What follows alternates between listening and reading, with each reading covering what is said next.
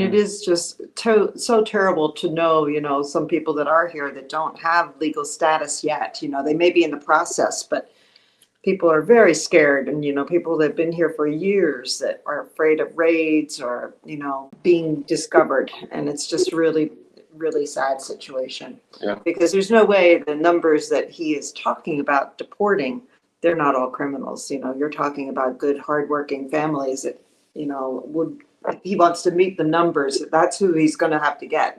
There aren't enough criminals to meet the numbers that he's talking about. Sending planes to Salvador, Guatemala, Mexico, people putting them in shackles on the plane, little water to get back. It's not a good scene because right now there's a fever that I've never seen before here in the United States. And I'm so sorry for it. He's written that very strongly, and he has made it a case that all of the immigrants, or not all of the immigrants, most of them are criminals. And so anybody, which is not true, but anybody who comes in illegally now, according to him, is also a criminal because his constituents believe that he's doing a good job of keeping America secure, and which is different than anything we've ever believed in the past. So we don't know what Donald Trump's truth is. The journey is so long. The journey is so difficult. And to get here and be told, no, I would say find another way because there's going to be a good chance there's disappointment. We've seen people die at the border trying to cross. We've seen babies being born and families separated of their children from their mothers. And right now the situation has gotten worse, Tony. So if there's another way, they should think about it because the cost and the journey is so great for many migrants trying to find asylum. Anyone coming across now is going to either be, if Border Patrol finds them, they're going to be either immediately deported or detained in detention centers. Which are not good places to be. And it breaks our hearts. It really breaks our hearts to know that's what's going to happen. So akwantum na wo pese wo send this kakomo abusuafo a eno ane Top Connect. Abusia Top Connect aba ama akwantufo mo how na madwendwen nyina eto atwa. De wo so ye nyina ne se wo be download app no e wo Play Store and say App Store. Wo wi a na wo register. Afei ubetimi ahyase e de asend sika akoma abusuafo abusia eye fast eye sharp me no kase wo send ya na nipa no ne nsa aka ana de efi wom kwa ne se wo de send sika eye free no charges na rate ne so e da high eye kama abusia umpe we na opede yi ubetimi so ayusu me promo code 20 vibes na wo de asend sika akoma abusuafo Top Connector na ye connect mo Valentine die eno ane Edis footwear. Abusia this Valentine no Edis footwear the special offer aba a 25% discount any other bia obe make bia no. Enti den also ye obeko Edis footwear no akope outfit and as sneakers atari bia opese ode ye dey trailers for Valentine no. Edis footwear na also oko. Make I mo say obohu mo Instagram, TikTok, Facebook, baby biara omo ho www.edisfootwear.com your website ho na akwa obohu omo nyoma ni nyina na what choose your pay na Valentine woni ona fofo and our girlfriend muda Kochi Street contact Edis footwear na bibia enya nice after me can photo device photography amount ya nkasa so yesa ye photographers ye twa videos oba ye hono ma for birthdays weddings photo shoot birthday shootings bibia person ye bia no we contact 25 photography ye be ye ne kama amount ha na obenya quality pictures quality videos emuda ho yi pa e ka se obi atwa obi ama we twa na ma unhun se picture na quality and one to device photography ye adwuma no kama obetima contact ye wo 38873141116 and also obehu ye wo Instagram any Facebook ho na obenya ye na oni edi nkita hodie for all your programs na aya kama contact the device photography na bibia enye nice.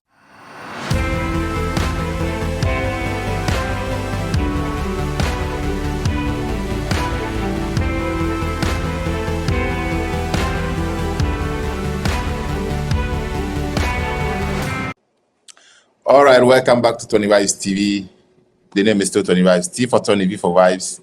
You know, here we always talk about countries, traveling staffs, immigration staffs. And today we have the honor to talk to Basti and Shell. So I will let you introduce yourselves before we start our conversation. Okay. All right. Well, I'm Patsy. Shell, and we live in two places. We live in the state of Washington and also the state of Arizona. Okay. And in Arizona, we do a lot of work at the border with the Samaritans, which is a group that tries to.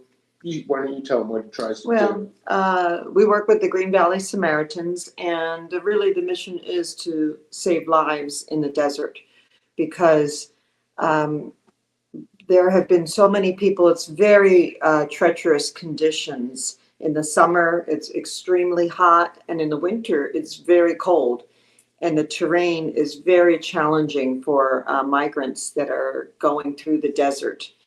And so our mission is, there's been over 4,000 deaths in the last, I think since 2000, I believe, that have happened. And that's only, bodies that have been found. There's many that have not been found.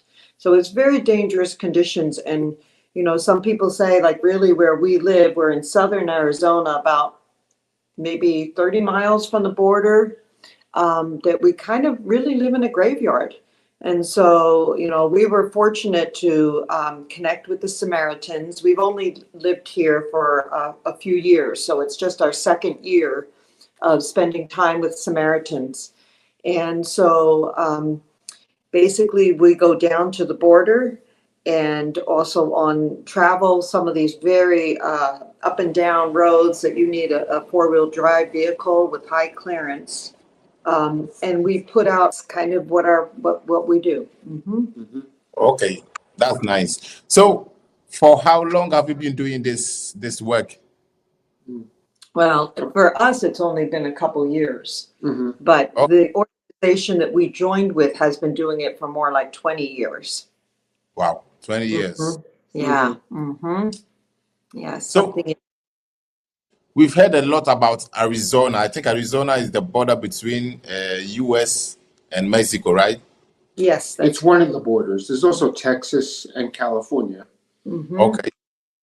So, what's the situation on the border, or what's the situation now? Yeah. Well, the situation has changed a lot since the election. So there used to be an app in the United States that people could apply using their phone. They had to be close to the border to do it. So people would travel close to the border in Mexico, and then they would spend sometimes months trying to get onto this app and come through. If they would have to go through an interview then and come through. And when with the new administration, they immediately got rid of that app. So there really is not a legal way for them to use. They cannot use that app anymore. So it's changed a lot. All of those people were just told, even the ones that had scheduled interviews, they were all canceled. And so another way that people do come into this country is they come through and cross over. And then when they are on U.S. soil, legally they can ask for asylum.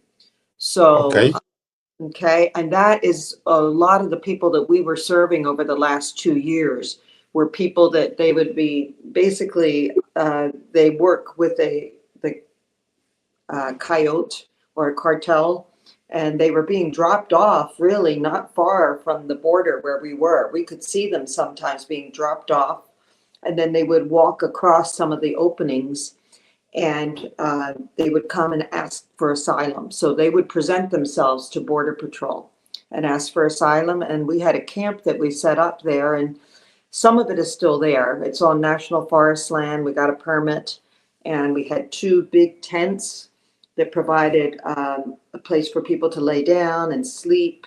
And we worked with other organizations like No More Deaths, and they provided big water tanks for people. and also Doctors Without Borders and the Samaritans in both Green Valley and Tucson would all help to put supplies of food and firewood so that they could have fires, because it's very cold at night during the winters here, below freezing sometimes.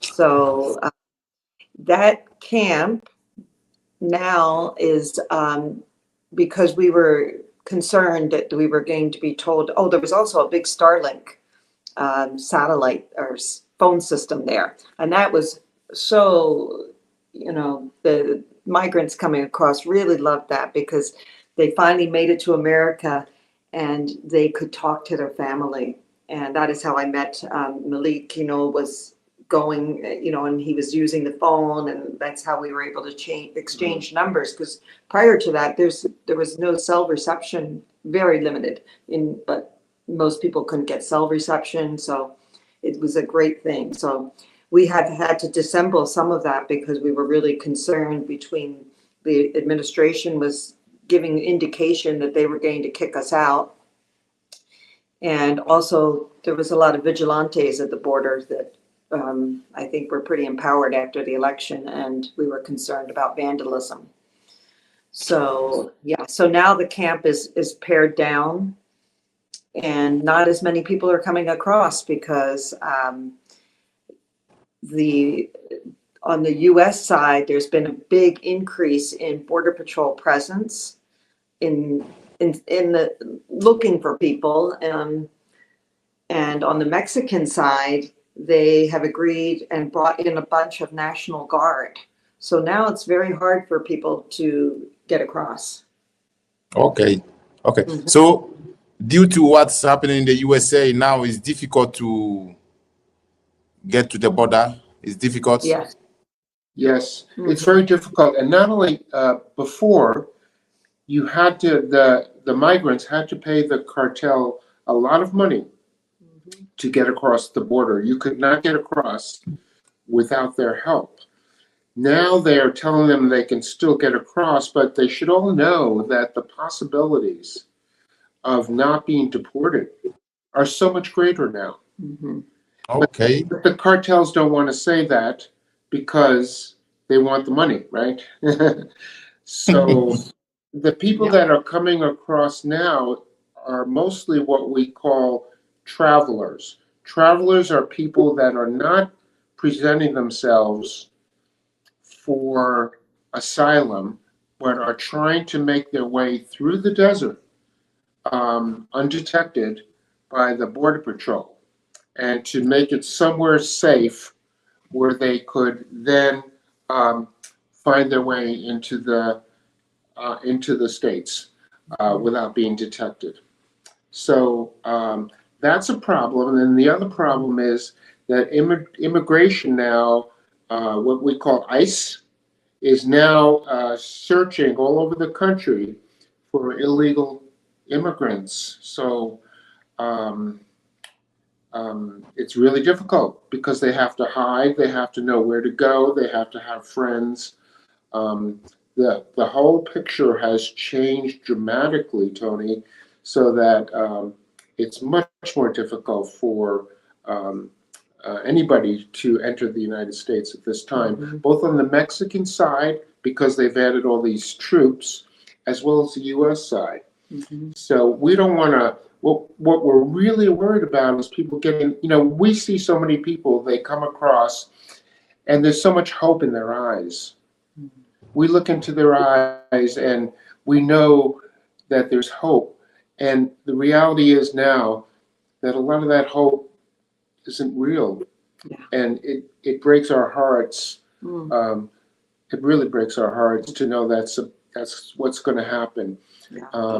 Anyone coming across now is going to either be, if Border Patrol finds them, they're going to be either immediately deported or detained in detention centers, which are not good places to be.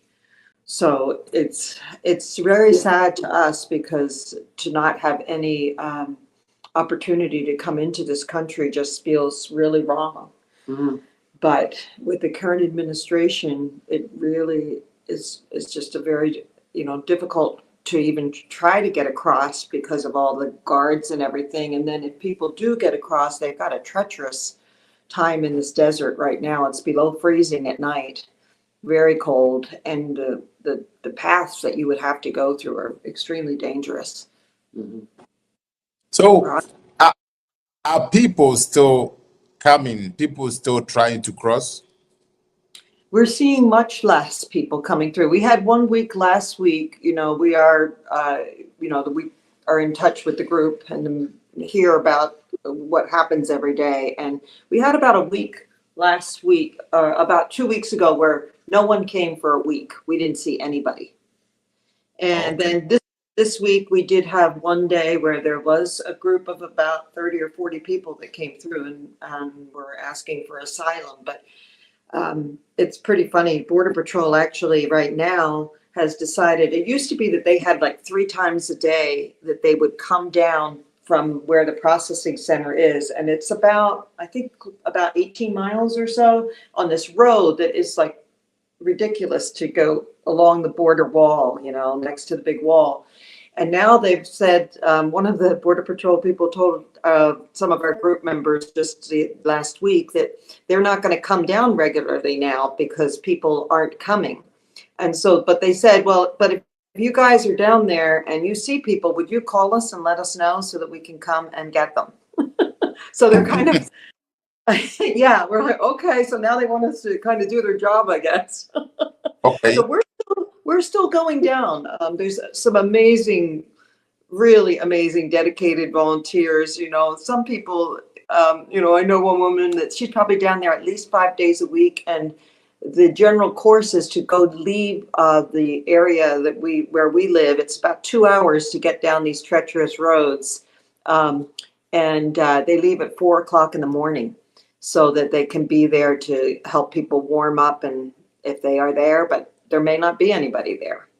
But we're still going down there right now, and we still have left 2 warming tents because we just don't want people to die down there. And it is really a possibility in this type of conditions. Well, we're seeing, I think yesterday was 22 people Something like like that, that yeah. came through.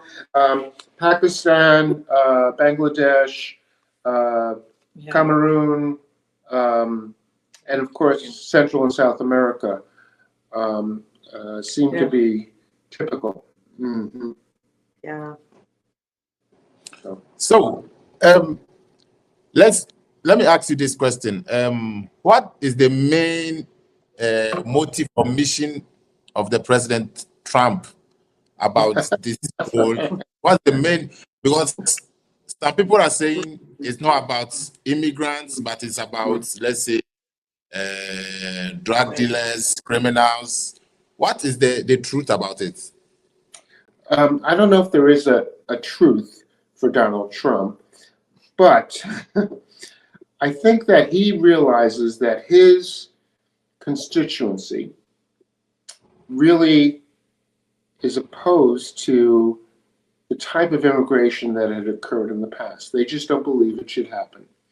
And because he's appealed to over half of the country, remember he only got about 50% of the vote, he's ridden that very strongly, and he has made it a case that all of the immigrants, or not all of the immigrants, most of them are criminals. And so anybody, which is not true, but anybody who comes in illegally now, according to him, is also a criminal. Okay. So there's no case, really. He's sending people to prisons in Guantanamo, Cuba, and other places. There's really little opportunity because his constituents believe that he's doing a good job of keeping America secure, and which is different than anything we've ever believed in the past. Mm-hmm. So we don't know what Donald Trump's truth is. We do know that he does have a huge ego. He is narcissistic, and we do know that he understands very well how to appeal to those who would vote for him, and he scared them Mm-hmm. mightily. Yeah. And it is just so terrible to know, some people that are here that don't have legal status yet. They may be in the process, but people are very scared. And, people that have been here for years that are afraid of raids or, being discovered. And it's just really, really sad situation. Yeah. Because there's no way the numbers that he is talking about deporting, they're not all criminals. You're talking about good, hardworking families that, he wants to meet the numbers. That's who he's going to have to get. There aren't enough criminals to meet the numbers that he's talking about. Mm-hmm. Yeah. So has people been deported? Mm-hmm. Mm-hmm. That's true. Mm-hmm. He's doing it right now. Yeah. Sending planes to Salvador, Guatemala, Mexico. People putting them in shackles on the plane, little water to get back.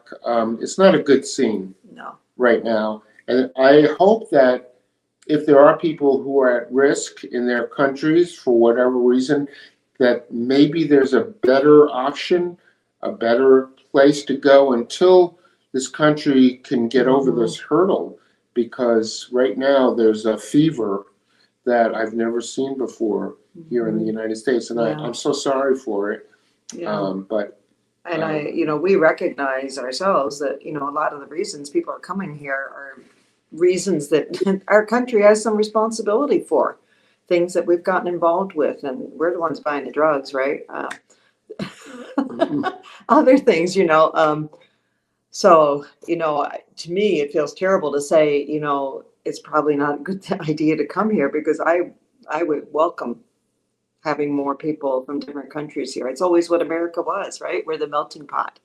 And to not feel like those people really, it's not in their best interest to come right now. It's just, at some point, we need migrants, in my opinion, in this country, for so many, a lot of work I don't know how we'll continue a lot of the work that's being done in this country without immigration, agriculture, construction, restaurants, food production.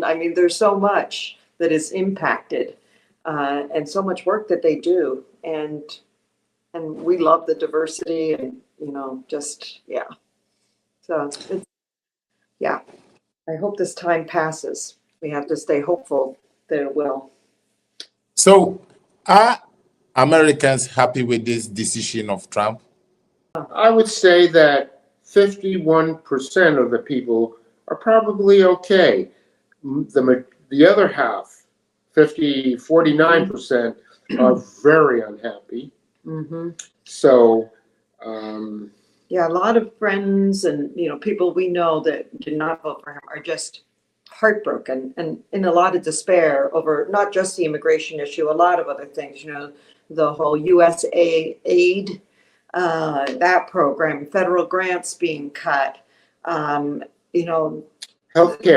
polio, vaccinations, overseas, medical work. He's cutting it all. Yeah. And then the people that were in the January 6th insurrection being pardoned, there's things that, and decisions that are executive orders that are happening are things that were passed by Congress. And, now it's taking the courts to get involved to say, no, you can't do that. So people that we know are really upset. Really, I don't think many of us have not experienced anything like this in our lifetime. Okay, can you tell us a little bit about asylum, seeking asylum in the USA? How is it? Well, in the past, it used to be that you could come here, and if your life was being threatened because of certain things like religious persecution because of, threats to your life from cartel or not cartel, sexual orientation, things like that. If they had a credible fear for their life, they could get asylum. But now I don't know how that's going to go. Okay. Some people that have crossed are still asking for it, but I don't know how many people are actually going to be able to get it now. I would think it's going to be pretty limited. So the situation now is critical now. Yeah. Yeah. Mm-hmm. What's your opinion about how people are traveling from, let's say, forest, desert, trying to enter America? I think that the journey is so long, the journey is so difficult. And to get here and be told no, I would say find another way. Find another way, because there's going to be a good chance there's disappointment. Mm-hmm. And we've seen people die at the border trying to cross. We've seen babies being born and families separated, their children from their mothers. And right now the situation has gotten worse, Tony. So if there's another way, they should think about it, because the cost and the journey is so great for many migrants trying to find asylum. I think that I don't see it happening under this administration, but I think the United States needs to totally examine its immigration policy and change the policy. Right, like before Trump was elected, there was a problem, because people, could come here and get a credible fear interview and then be applying for asylum. For them to get an answer to that is like sometimes 3 to 5 year process.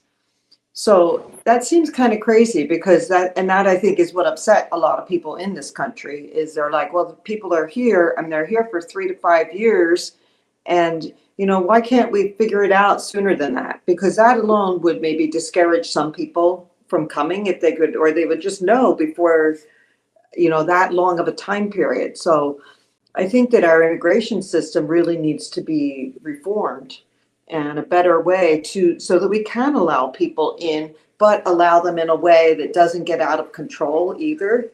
And it seems like no one really wants to step forward and look at that, because we do need immigrants. There's been studies that show how our country's productivity and things will actually suffer without the migrants that have been here and come to our country. So it's a short-term thing to just say we're going to stop having people come here. Long-term, we need to have immigration. We need to have people coming here to our country.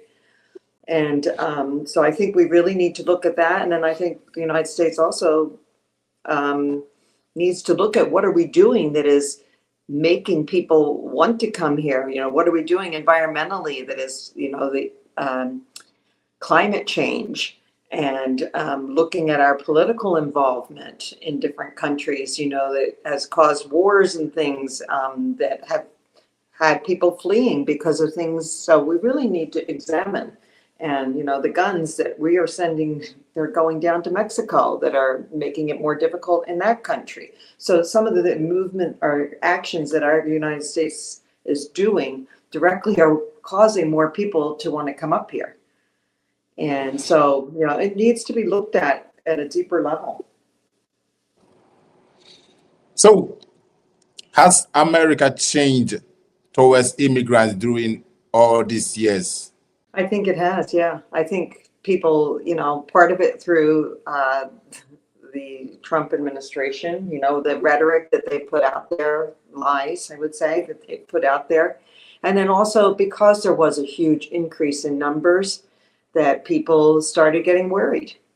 And so I think there are many Americans that are concerned about it, that, before all the numbers increased, I don't think they were as concerned about it. I'm not saying we agree with that, but I do think there are Americans that feel that way. So what are some things that you have been seeing since you have been doing this work on the border? Some things that you have been seeing, sad moments, difficulties? I think when people came across seeking asylum over the last few months, because there was changes that Biden made too in who was able to get asylum. one of the things that I just stays with me is, you know, as Shell was describing, is that we would see people come over and they would be they weren't really aware that their chances of getting asylum were very slim. And so they would sometimes come over and they were so excited, you know. I've had people like from India came and they would be on the Starlink with me and introducing me to their family and celebrating. One person was having fireworks were being set off in his hometown in India because he was so excited to be here in America. But yet they didn't really understand that their next step maybe was going to be, you know, they were going to be in detention or deported. And seeing the hope in people. And as the Samaritans, we felt it was important too to try to explain to them their next steps.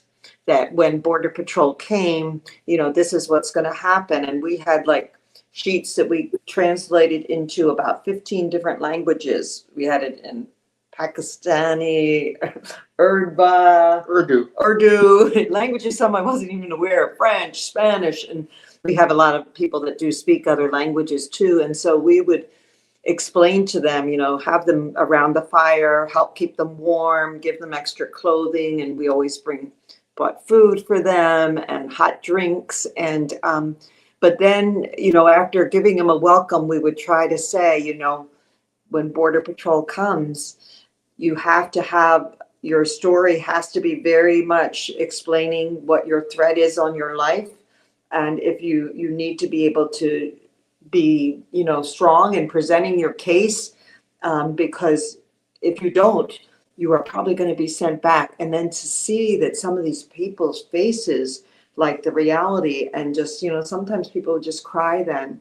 And, you know, last week there was a mother with her 3-year-old child, and, you know, she just was in tears when she heard that her chances, you know, of getting any type of, you know, she was probably going to be deported the next day, especially if you were from Mexico and Central America. They're oftentimes, we also go down to the other side of the border, into Mexico sometimes, just where the repatriation happens.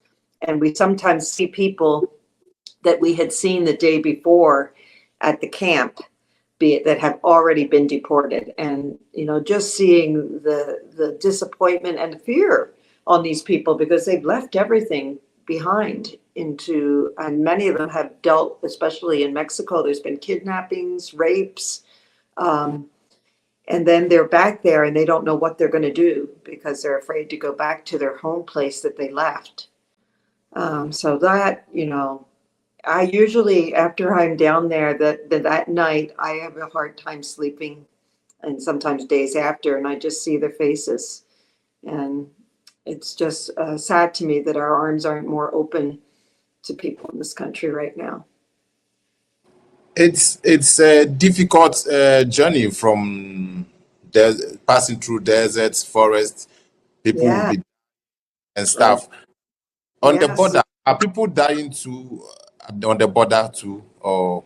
Well, like I said, over, I believe since 2000 that they have found the remains of 4,000 just in Arizona of bodies. And there's a lot of bodies that we're all absolutely sure haven't been discovered, because if you die in the heat here, you know, and the dehydration, your bones could be eaten up by something. So they're not even all found.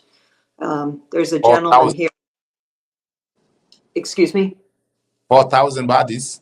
Yes, that have been found. There's a gentleman in Tucson who, Alvaro, and he is originally from El Salvador, I believe, or was it Colombia? I'm not sure. But he is an artist in his 70s, and he makes beautiful wooden crosses. There is a database where you can see a dot where every body was found. And he makes crosses and goes out and puts them at each of those sites. And he did one just yesterday that was down right at the border wall. There was a woman who was crossing from, I can't recall where she was from, someplace in Central America. And she died at the border wall, or her body was found dead at the border wall, I will say. And her 15-year-old son came crying down the road, screaming for help. And one of our Samaritans was there to go with him and check on his mother who was sitting on the wall dead. So he just directed across for her yesterday. Mhm. So now ICE is looking for immigrants to be ready to be deported, right? Yes. Mhm. Yes. Yeah. And there's been a lot of nonprofit groups, that are doing a lot of know your rights trainings for people, which I think has been so important because, they have to have the right paperwork to come into your home. And, Okay. but also, children need to be taught not to open the door. If there is any question of legal status, because once you open the door, they're in and they're going to come in. Yeah, we've seen some videos recently that are just heartbreaking of, the ways that they work their way in. So there's been a lot of efforts to educate people, to try and, make sure people know what kind of warrant is needed, not to open your door, to ask the paperwork to be slid under the door, and you can examine it to see if it's correct. And we also have rapid response teams. These are all volunteers that are forming to help people, they can't stop the process from happening, but they can be there to support it. So they're there and they're photographing it. Videos. Yeah, making videos of the ICE officers, because if they do something illegal, there is some documentation there. And also to coach the person who maybe is inside the house. And of course, you're filled with fear and may not be able to think clearly, and to remind them you don't need to answer any questions. You can exercise your right to remain silent, and because everything you say will be held against you. And so someone there that coaches on the other side, and we have trainings that I've attended, many people we know have attended, so that we can be part of that team. There's a hotline people call, and then you can go and be there to support people that attempts are being made to by ICE. So my last question, I'm asking this question because my Ghanaian people are panicking. They are asking a lot of questions because people are saying Trump is deporting only Mexicans, Colombians, criminals and stuff. So that's why I wanted to clarify this part to let them know what is the situation. You understand? In God, Yeah. for Ghanaian. Yeah. What do you think the situation? I think it's difficult because I don't see where there's any relief right now for people seeking asylum in the United States. It's a difficult process. Yeah, to get through the wall right now, they would have to, basically go through where the Mexican military National Guard is. And their job is to have, they're trying to keep the United States happy and not have people come through. So their chances of getting through are very, very slim. We're not really sure how the ones that are getting through, our guess is that there's been some kind of bribe that has been accepted from the or to the Mexican Guard by a National Guard from the cartel to let some people through.